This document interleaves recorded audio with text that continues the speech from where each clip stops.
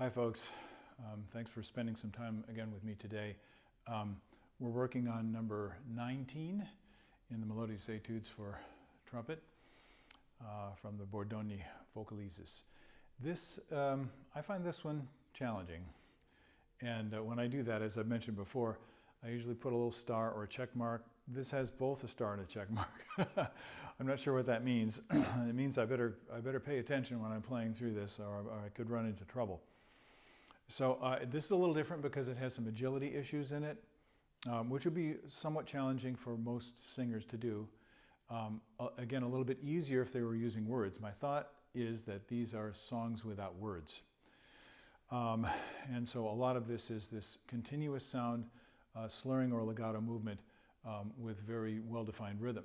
So one of the things to work on in this is the difference between the dotted rhythms, the dotted 8/16 rhythms, and the triplet 8. A lot of people have trouble with that. If you've looked at the other series on the preparatory melodies by Max Potag, you know that quite a few of his little tunes have this juxtaposition of the dotted 8/16 and the triplet. And this does as well. Why? Because a lot of people kind of play them in a similar way. There's not enough clarity of musical intention with the rhythm. Plus, this is lyrical, so it's all very fluid anyway, and that dotted rhythm doesn't always, it's not always easy to do that in this context. So now that I've kind of talked myself into a corner, let's see if I can play it. So it's faster, and it's louder than most of these etudes.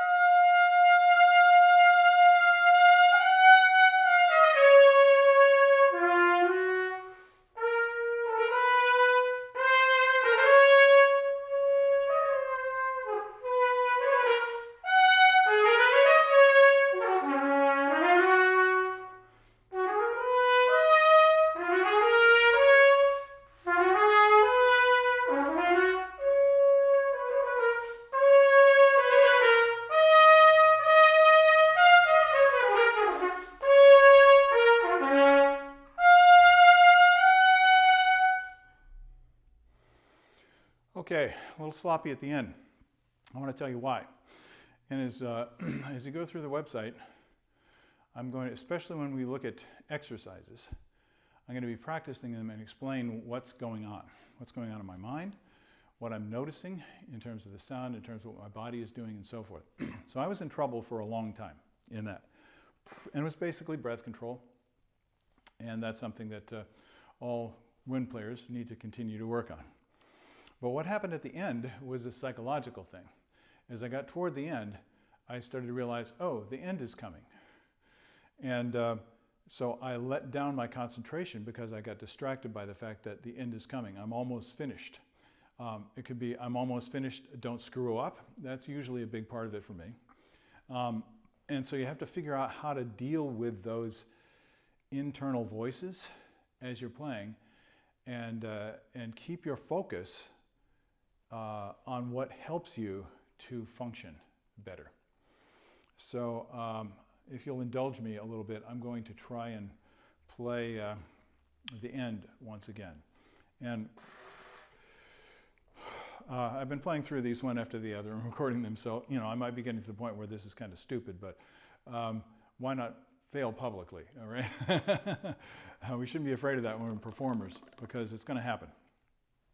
Okay, so the difficult part is where we start to sustain and crescendo and go into the upper register. So that's where I'm going to start, which is bar 59. Pick up to bar 59, I guess.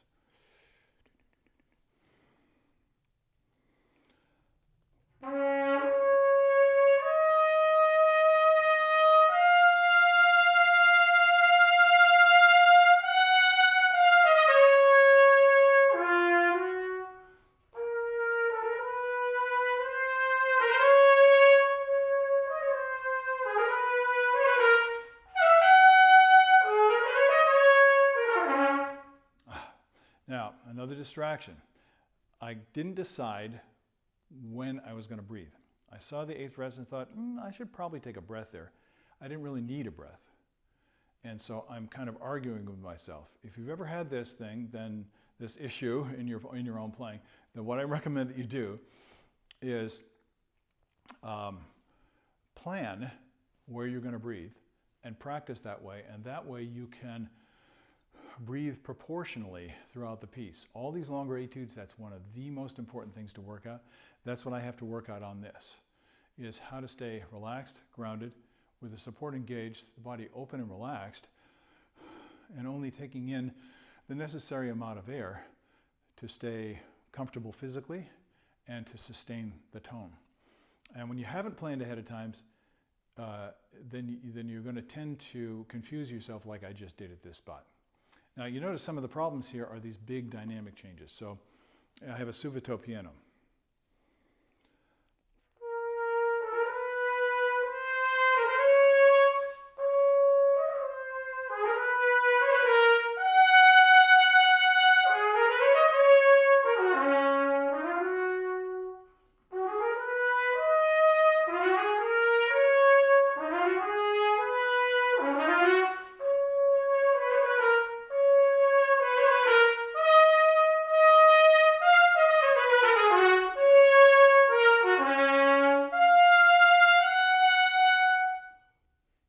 Okay, another thought, and then I'll let you go. I think it was Jerry Schwartz that once said, playing the trumpet in the orchestra is like being an airline pilot. Hours and hours of boredom and a few seconds of panic. So the landing and the takeoff are the hard, intense part, and once you get to cruising altitude, then you put it on autopilot and can relax a little bit. Well, we can never relax. But I'll tell you what was going on in my mind as I was playing that. And this is something that I have a big problem with, and I found that some of my students do as well. When I am involved in the music, aesthetically involved, that music has tremendous power for me, and it affects the way my body functions. So I need to keep separate what I do to play the trumpet and the emotions that I'm feeling when I'm performing the music. And if the emotions overwhelm, they almost automatically feed into the body, and you start grinding a little bit. You're not maintaining that perfect balance of technique. And any artist, that's doing physical motion, especially athletes, high-level athletes, gymnasts, and so forth, golfers, anything that requires a tremendous amount of finesse and concentration. This is the dichotomy that you have. You have to have intense concentration, and you want to put the expression of the music across, But don't try and do that physically. Do it mentally and let your body relax and play in its normal, balanced condition. That's something I run into problems with all the time. I get excited, especially when the music is great. When you're playing in a great orchestra, it's not the experience of, oh, you know, I'm playing in a great orchestra. I've done that. I did that for many, many years. It's, I love this music. This is powerful. This is, it's powerful. It moves you. And so see if you notice this effect. Some people have a great ability to do this, and they're like the, like my brother-in-law who was a Navy man and flew the refueling planes on the aircraft carrier. So when you're carrying a load of fuel, a partial load of fuel, if you've been up doing your work, and you're coming back and landing the plane on the deck of an aircraft carrier at night in 12-foot seas, so the runway is going up and down, and you make a mistake, and a lot of people are going to die. So that puts a little pressure on. And the people that normally get those jobs are the people that have that kind of like, it's cool, it's okay. And they're just totally involved in the procedure. So we have to have a combination of this performance artist that's just expressing and that pilot who's trying to do things with tremendous precision and basically no emotion. I can talk a lot about this, and so we'll get into it later. This is a big part of the mental game of playing the trumpet. So thanks for me listening to me give you these pointers, and I hope that you can start to recognize some of these things in your own mind and your own body when you're playing. I'll see you later on down the road, and I hope you have a great day and enjoy playing the trumpet. Bye-bye.